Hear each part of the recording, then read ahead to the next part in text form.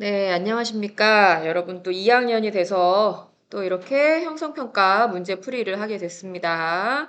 국어 선생님들께, 문학 선생님들께 다 이 문제 프린트 받으셨을 걸로 압니다. 뭐 문제 프린트로 푸시든 아니면 화면으로 푸시든 열심히 풀고 나서 답을 맞춰보셔야 되는 거 알죠? 아직 안 푼 사람들은 조금 더 시간을 내서 먼저 문제를 풀고 난 뒤에 이 동영상을 보시기 바랍니다. 자, 그러면 첫 번째 배를 매며시 배웠었는데요. 배를 매며에 해당되는 형성평가 문제풀이 시작하도록 하겠습니다. 자, 1번 문제부터 가보도록 하지요. 이 시에 대한 설명으로 적절한 것은 자, 이 시는 배를 매며라는 시인데요. 어떤 내용으로 되어 있는지 맞는 걸 한번 골라보도록 할게요. 1번, 화자의 과거 삶에 대한 반성적 태도를 드러내고 있다. 반성적 태도가 뭐니, 얘들아? 그러니까 자기의 과거를 뭐 반성하고 좀 뭐 뉘우치고 뭐 이런 태도를 다시 한번 생각해보고 뭐 이런 게 반성적 태도지. 왜 윤동주 시에서 맨날 나오는 말이었잖아. 그지? 여기는 반성적 태도가 아니고요. 그 다음에 2번, 부정적 상황을 극복하려는 화자의 의지를 드러내고 있다. 지금 뭐 사랑을 시작하는 단계에 대한 시인데 부정적 상황이 나오지도 않았을 뿐더러 그걸 극복하려는 내용 아니지요. 그다음에 3번 담담한 어조로 대상에 대한 화자의 생각을 드러내고 있다 그랬는데 일단 뭐 어조가 뭐 굉장히 뭐 활기차다거나 굉장히 슬프다거나 이러지 않고 담담한 어조로 되어 있는 건 맞습니다. 그러니까 일단 한번 넘어가 보고 4번, 5번까지 읽고 나서 생각해 보자 얘들아. 그다음에 4번 자연과 인간을 대비하여 여기 뭐 자연과 인간을 대비한 내용이 있나요? 그러지도 않았을 뿐더러 인간의 부정적 속성 뭐 이런 게 나타나지 않았어요. 그다음에 5번 계절적 배경이 드러나는 시어를 통해 시간의 흐름을 드러내고 있다 그랬는데 특별히 이 시에서는 계절적 배경이 드러나지도 않았고 그걸 가지고 뭐 시간의 흐름을 쭉 뭐 나타내거나 그랬던 것도 없습니다. 자, 그러면 1, 2, 3, 4, 5번 선택지를 다 보니까 3번이 답인 걸 알 수가 있네요. 이 시는 사랑의 시작과 사랑의 뭐 본질 뭐 이런 것에 대해서 그냥 뭐 특별히 뭐 어조가 뭐 심하게 뭐 이렇게 왔다 갔다 한다거나 뭐 이런 어조도 아니지. 그냥 담담한 어조로 사랑의 어떤 시작에 대한 화자의 생각을 드러내고 있다. 이 정도로 생각해 보시면 되겠네요. 그래서 1번의 답은 3번이 되겠습니다. 2번 올라갈게요. 이 시의 표현상의 특징으로 적절하지 않은 것은? 이라고 했습니다. 1번, 역설적인 표현을 통해 대상의 본질을 강조하고 있다. 그랬는데, 역설법. 니네 들어봤지? 역설법. 역설법이 뭐니? 역설법이 뭔가 모순되는 표현이 그 안에 나오지만 그 모순되는 표현 안에 어떤 진리를 담고 있는 그런 내용을 역설법이라고 하는데 역설적인 표현이라고 하는데 여기 뭐 무슨니까 뭐 작은 거인 뭐 이런 거 있잖아 왜 작다라는 표현과 그 다음에 거인이라는 표현은 서로 맞지 않죠. 모순되는 표현이죠. 하지만 우리는 뭐, 키가 작지만, 뭐 왜소하지만 뭐 굉장히 뭔가 큰 힘을 발휘하는 그런 인물일 때 작은 거인이라는 표현을 쓰잖아. 그래서 그 안에 어떤 진리를 담고 있는 걸 알 수가 있습니다. 자, 그런 식의 어떤 표현이 이 시에 나오니, 안 나오니? 이 시에 안 나옵니다. 역설적인 표현. 그쵸? 자, 2번 내려가 볼게요. 음성상징어를 통해 대상을 감각적으로 표현하고 있다. 그랬는데, 음성상징어 어딨어요? 바로 여기 있네요. 아이고. 등 뒤로 털썩. 야, 나는 2년째 쓰고 있는데 도대체 왜 이 패드로 글씨를 잘 못 쓰나 모르겠다. 그치? 음성상징어, 여기 털썩이라는 음성상징어를 통해 대상을 감각적으로 표현하고 있다. 뭔가 밧줄이 틱썩 떨어진 게 뭔가 내가 전혀 생각도 못한 상황에서 나에게 사랑이 시작되는, 뭐 그런 운명적으로 사랑이 갑자기 내가 생각지도 못한 시기에 시작되는 그런 어떤 느낌을 굉장히 감각적으로 잘 표현하고 있는 거 맞지요? 그다음에 3번 명사로 연을 끝냄으로써 시적 여운을 형성하고 있다. 지금 1년은 아닌데요. 2년 같은 경우, 또 3년 같은 경우, 4년 같은 경우, 2, 3, 4년이 다 명사로 연을 끝맺은 걸 알 수가 있고요. 자, 수업 시간에 배웠을 겁니다. 명사로 끝맺으면 뭔가 더 여운이 남고 더 생각을 많이 하게 되고 뭐 이렇다라는 얘기 설명으로 들으셨을 거예요. 맞습니다. 4번. 일정한 종결 어미를 반복 사용하여 리듬감을 형성하고 있다라고 했는데 뭐뭐 하는 것, 뭐뭐 하는 것 이런 종결 어미를 반복적으로 사용했습니다. 사랑은 뭐뭐 하는 것, 뭐 이런 표현이 굉장히 많이 나와 있었죠. 그래서 반복을 하면 얘들아 어쨌든 리듬감, 운율감 이런 것에 굉장히 큰 도움을 준다고 알고 있지요. 그래서 반복적인 표현이 나오면 운율감이 잘, 리듬감이 잘 형성됩니다. 그 다음에 5번 내용적으로 연결된 단어를 나열하여 시적 의미를 드러내고 있다 그랬는데 내용적으로 연결된 단어가 뭔가 생각해보면 뭐와 뭐 이렇게 연결된 걸 우리가 살펴봐야 되잖아. 근데 이 시에서 특히 구름과 빛과 시간 뭐 이런 표현 같은 경우에 뭐와 뭐 연결된 부분이니까 내용적으로 연결된 부분이니까 이런 부분이라고 보시면 되겠고요. 이걸 쭉 나열해서 이게 어떤 의미를 가지고 있니? 뭔가 사랑한 배와 함께 들어오는 배 주변의 것들이라는 뜻인데 사랑도 사랑하는 사람만 내가 받아들이는 것이 아니라 사랑하는 사람의 주변 세계나 주변 상황이나 이런 것도 받아들여야 된다라는 그런 표현이 나오면서 지금 이게 중요한 그런 어떤 상징적인 표현이 되고 있죠. 그래서 내용적으로 연결된 단어를 나열하여 시적 의미를 잘 드러내고 있는 것 맞습니다. 구름과 빛과 시간 부분이 바로 그 부분이라고 생각하시면 되겠습니다. 그래서 나머지 다 맞네. 그러면 이번의 답은 1번이 되겠군요. 적절하지 않은 것을 고르라 그랬으니까 이번의 답은 1번이었습니다. 3번 문제. 보기를 참고할 때 기억 미음의 상징적인 의미로 적절하지 않은 것은 보기 읽어볼게요. 이 시는 사랑이라는 감정을 배를 매는 일에 빗대어 표현함으로써 사랑의 본질에 대해 이야기하고 있다. 이 시에 대한 설명인데요. 그거에 대해서 기억부터 미음까지 한번 설명을 봅시다. 기억은 배네요, 배. 그죠? 사랑하게 될 대상. 어떠니? 맞지? 사랑하게 될 대상. 그 다음에 니은은 부둣가였어요. 사랑에 대한 깨달음을 얻는 공간. 뭐 사랑이 시작되는 공간, 사랑의 깨달음을 얻는 공간. 어쨌든 계속 부둣가에 있잖아, 이 사람이. 뭐 애들이 이거 틀리지 않아요? 공간이라고 우리가 학습활동에서 답을 적었잖아요. 라고 하는데 사랑이 시작되기도 했고요. 깨달음을 얻기도 했고요. 그 자리 그대로 거기에서 있었던 뭐 일을 지금 표현한 거니까 이것도 맞다고 보시면 되겠습니다. 그 다음에 디귿은 뭐니? 디귿은 밧줄이네, 밧줄. 밧줄은 끈이잖아, 끈. 끈은 어떤 인연을 의미한다라는 얘기 수업 시간에 공부했습니다. 그래서 맞고요. 그 다음에 리을은 잔잔한 바닷물. 잔잔한 바닷물, 지금 배가 떠 있는 곳을 지금 잔잔한 바닷물이라고 했는데 잔잔한 바닷물 위에 구름과 빛과 시간과 함께 떠 있는 배. 그래서 배가 떠 있는 곳입니다. 자, 배가 떠 있는 그런 어떤 환경? 뭐 이런 걸 바닷물이라고 표현했는데 리을은 사랑하는 대상과 함께 극복해 나가야 할 시련과 고난 그럴듯하게 써놓긴 했어. 시련과 고난이라고 그럴듯하게 써놓긴 했지만 그냥 잔잔한 바닷물이어서 뭐 시련과 고난을 상징한다고 우리가 교과서에서 배우진 않았지요. 만약에 이게 시련과 고난을 상징하는 거였으면 니네 교과서에서 선생님한테 배울 때 여기 바다는 뭐 치고 그러니까 시련과 고난을 의미해 라고 배웠을 거야. 내가 그렇게 안 가르쳤던 거 보면 그런 내용이 아니란 걸 알 수가 있네. 이건 그냥 바닷물은 잔잔한 바닷물은 그냥 배가 떠 있는 곳이라고 생각하시면 되겠고요. 뭐 사랑으로 치면 뭐 사랑하는 사람의 환경 정도로 생각하시면 될 것 같습니다. 그러니까 바다니까 사랑하는 사람의 환경, 사랑하는 사람의 세계 뭐 이런 걸 표현한 그런 부분이다라고 생각하세요. 이게 틀렸네요.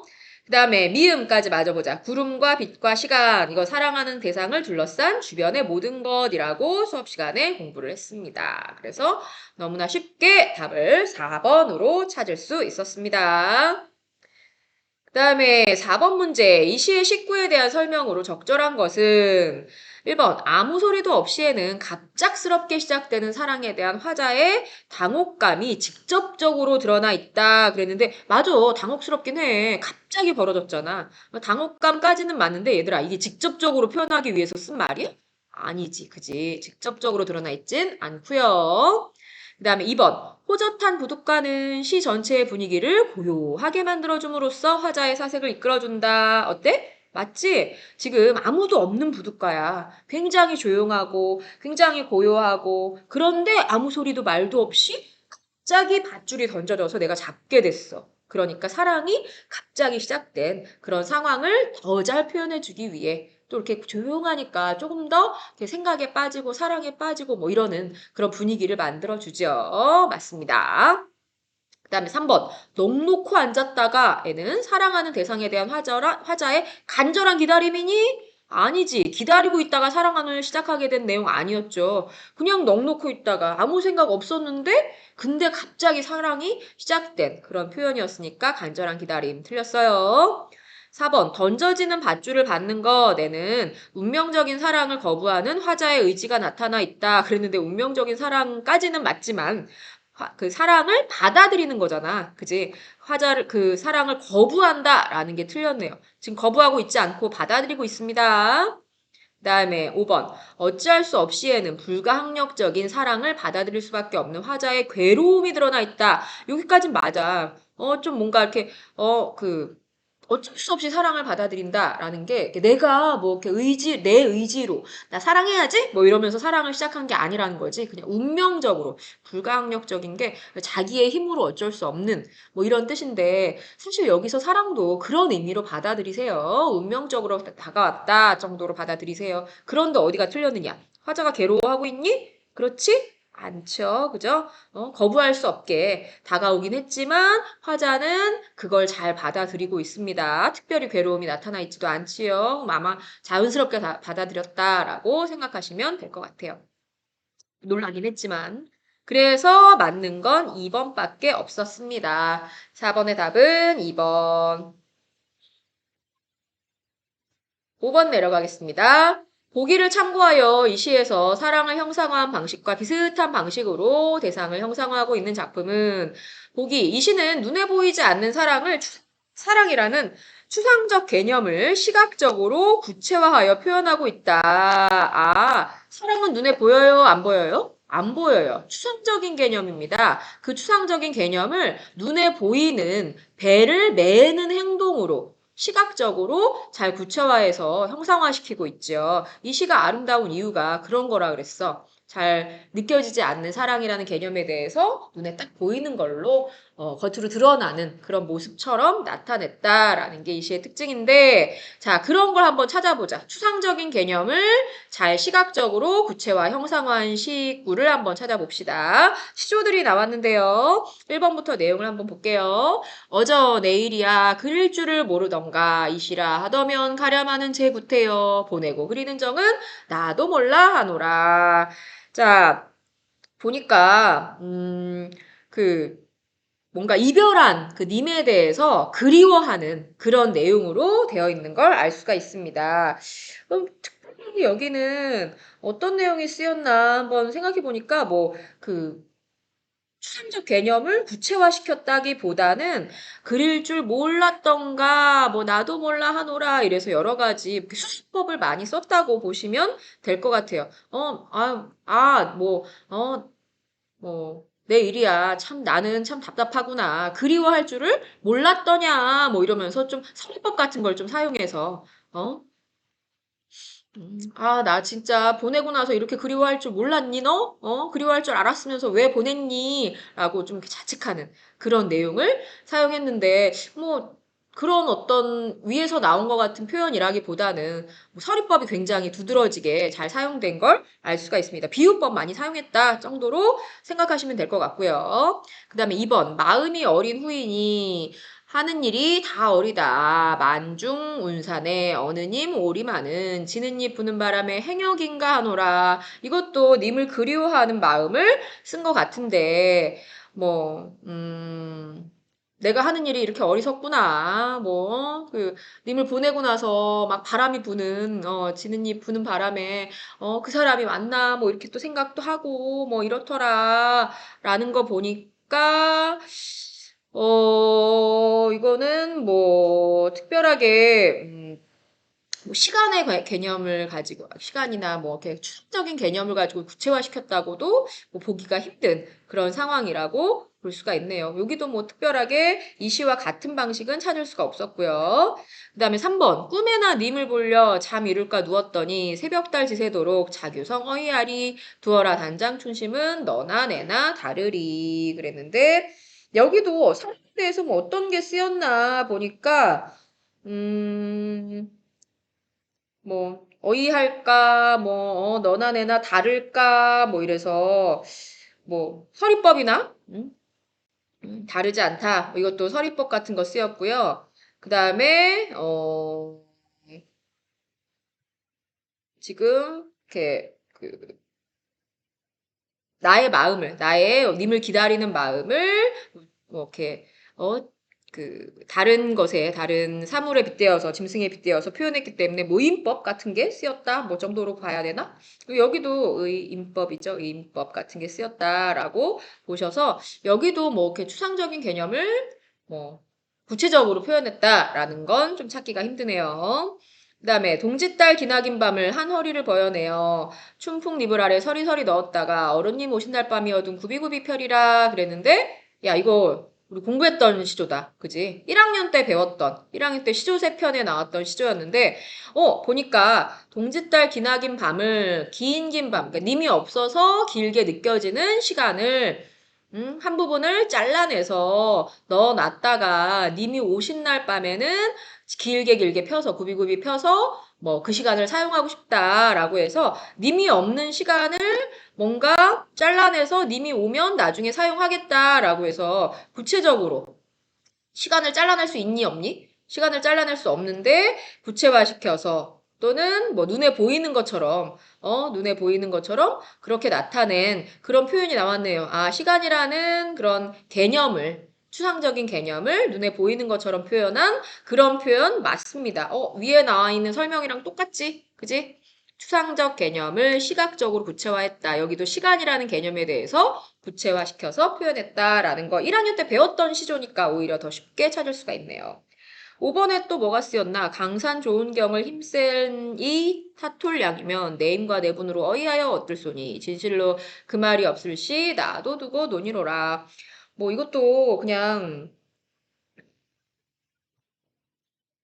딱히 뭐 어떤 추상적 개념을 구체화시켰다고 보기는 어려운 그런 시조라고 보시면 되겠습니다. 뭐이 시조에 대해서 하나하나 다 설명은 하지 않았지만 우리가 아는 시조가 나왔으니까 조금 더 쉽게 그 추상적인 개념을 시각적으로 구체화시킨 그런 작품을 골라낼 수 있었어요.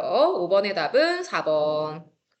그 다음에 6번 A와 B에 대한 설명으로 적절한 것은 A와 B를 먼저 한번 찾아볼까나? A 아주 천천히 그리고 조용히 배는 멀리서부터 닿는다라는 부분이었고요. B는 빛 가운데 배는 울렁이며 온종일을 떠있다라는 그런 부분이었어요.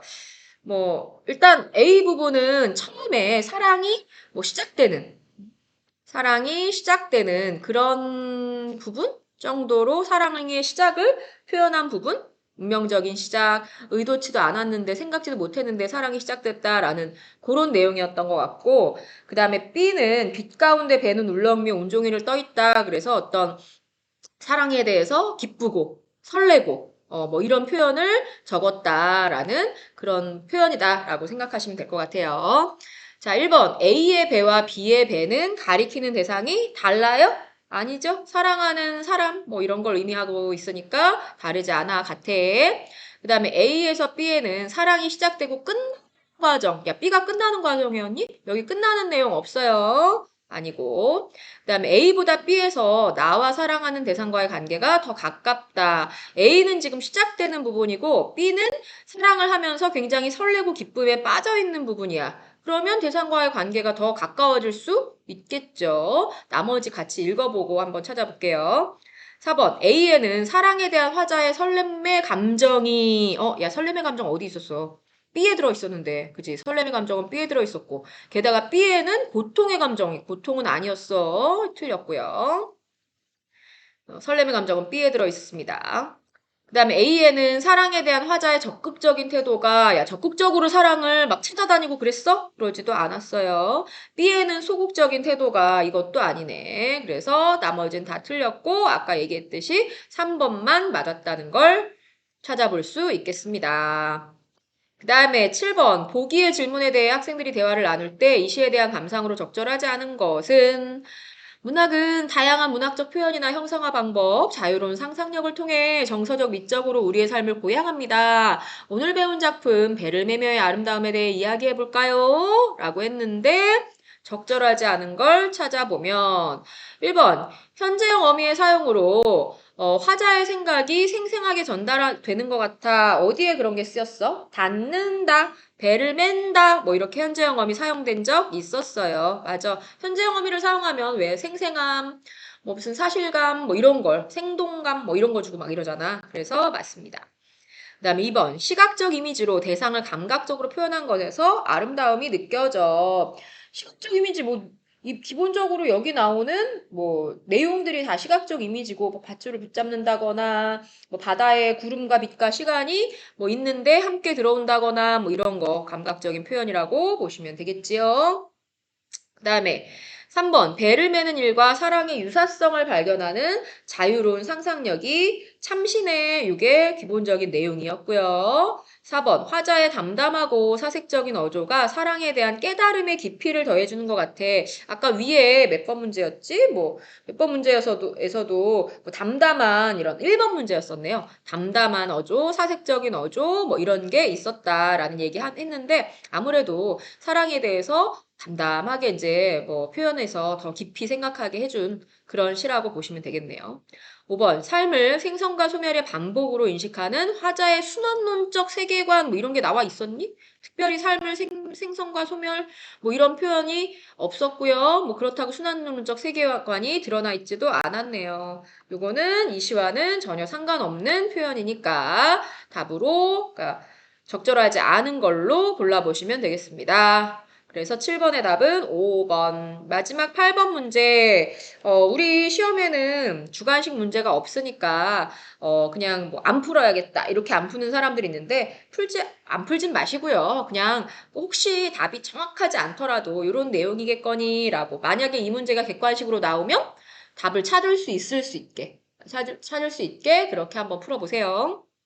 보기를 참고하여 화자가 깨달은 사랑의 본질에 대해 서술하시오 그랬네요. 이 시의 사연에는 사랑의 본질에 대한 화자의 심화된 인식과 깨달음이 드러나 있다. 사연 내용, 배를 매면 구름과 빛과 시간이 함께 메어진다는 것도 처음 알았다. 사랑이란 그런 것을 처음 아는 것 그랬죠. 맞아요. 사랑의 본질에 대해서 나타나 있는데 그러면 그 사랑의 본질에 대해 서술을 하래. 사랑은 어떻게 하는 게 사랑이라고 돼 있는 거야? 구름과 빛과 시간, 이걸 내가 뭐라고 표현했었지? 주변 세계, 주변 환경, 뭐 이런 식으로 표현했었죠. 사랑을 하면, 그러니까 사랑은, 그 사랑하는 사람의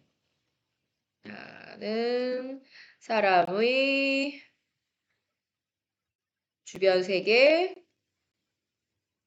주변 세계나 주변 환경도 사랑은 받아들이는 것이다. 뭐 이렇게.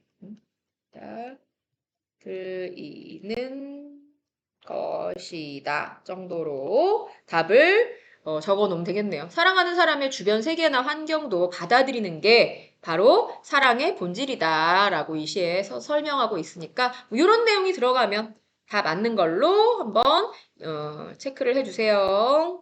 자, 그래서 8문제인데 제가 좀 설명을 길게 했네요. 여기까지 해서 배를 매며 형성평가 문제풀이 마치도록 하겠습니다. 수고하셨습니다.